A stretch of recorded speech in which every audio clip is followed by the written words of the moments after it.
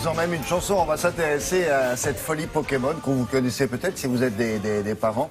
Alors, vu du point de vue donc des psychologues, vous vous souvenez de cet été, un véritable engouement qui touche aujourd'hui les plus jeunes, mais aussi les adultes. Il s'agissait de traquer des petits personnages, comme un célèbre Pikachu, c'est son nom, avec son smartphone. Et c'est des personnages virtuels, et on essaye de les retrouver dans un parc ou dans un bois, etc.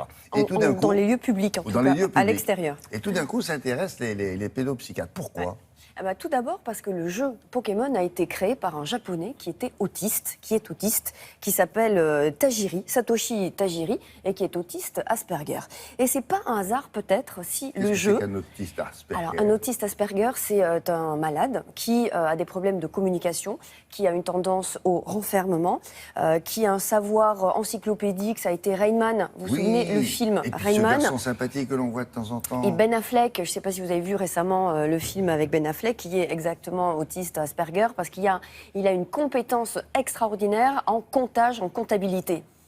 Voilà. Ils sont aussi très bons dans la collection. Ce sont des gens qui ont une propension à la collection, qui ont un savoir encyclopédique et qui ont tendance à se refermer, notamment sur leurs centres d'intérêt, qui sont des focalisations. Ils focalisent sur leur centre d'intérêt. En gros, voilà, l'autiste Asperger, c'est ça.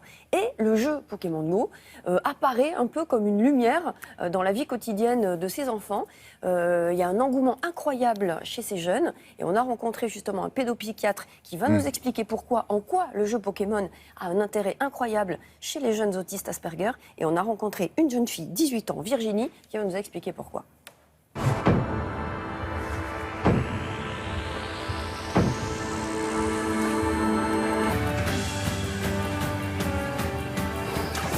Peut avoir un intérêt, d'une part, pour beaucoup d'enfants ou même d'adolescents qui ont tendance à rester enfermés avec leur jeu, de pouvoir sortir à la rencontre des autres dans les parcs, d'échanger.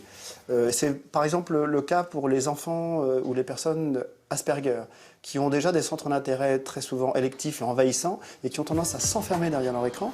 Et là, pour la première fois peut-être, on voit qu'ils peuvent sortir de la maison, sortir de chez eux et aussi dès lors aller à la rencontre des autres. Et ça, c'est un vrai progrès. Le syndrome d'Asperger, c'est quelque chose qui rentre dans le spectre autistique.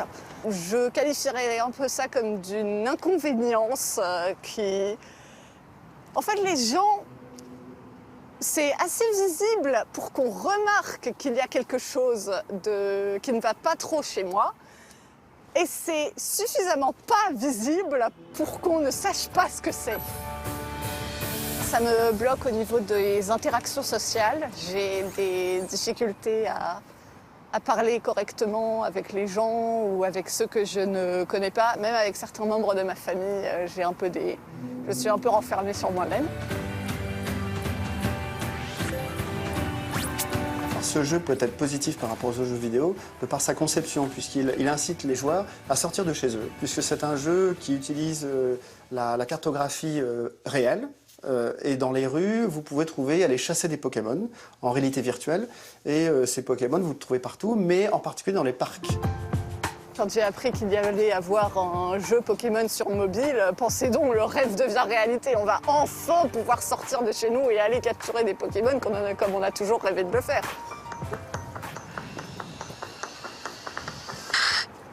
C'est bon, t'as eu le Scarabrut là ? Ouais, j'ai repéré des enfants assis dans l'herbe, j'ai repéré un monsieur qui se tenait en retrait en train d'envoyer ses Pokéballs discrètement accoudés à un arbre. Ça permet de discuter, ça permet d'échanger, même avec les gens qui ne sont pas des fans de Pokémon, simplement ceux qui sont venus pour faire une petite balade, pour regarder des choses, pour tailler une bavette. Je vais montrer la photo. Je vous parlais tout à l'heure d'un gentil garçon formidable, tellement intelligent et tellement agréable. Il s'appelle Joseph Chovanec. On le voit là. Il a écrit des bouquins sur l'autisme pour les nuls. Quand on dit de quelqu'un, lui il est à l'ouest, lui il a écrit un bouquin, je suis à l'est. Oui, parce qu'il dit « je suis différent », c'est juste une différence l'autisme. Et il a absolument raison, les autistes et Asperger notamment. Mr. Wolf, c'est le film avec Ben Affleck dont je vous parlais tout à l'heure. C'est un autiste donc très doué pour le comptage et les mathématiques. Le jeu Pokémon a donc un intérêt, il sort de la sédentarité. Il faut rappeler qu'aujourd'hui 16% des moins de 18 ans sont obèses. C'est un intérêt transgénérationnel. On peut jouer entre parents et enfants. Et enfin, on peut sortir des jeux vidéo et de la chambre des ados, la chambre et de l'isolement des ados, puisque souvent Oui, parfois ils un jouent bunker. tout Oui, seuls cette dans leur chambre. chambre et ça leur permet de sortir et d'être en lien social. Et puis quand même ne pas devenir accro. Regardez, voilà, c'est ça. Un de ces bouquins, il y en a beaucoup d'autres. Ah, et l'autisme pour les nuls aussi. Oui, c'est un savant ce garçon. Et il est adorable.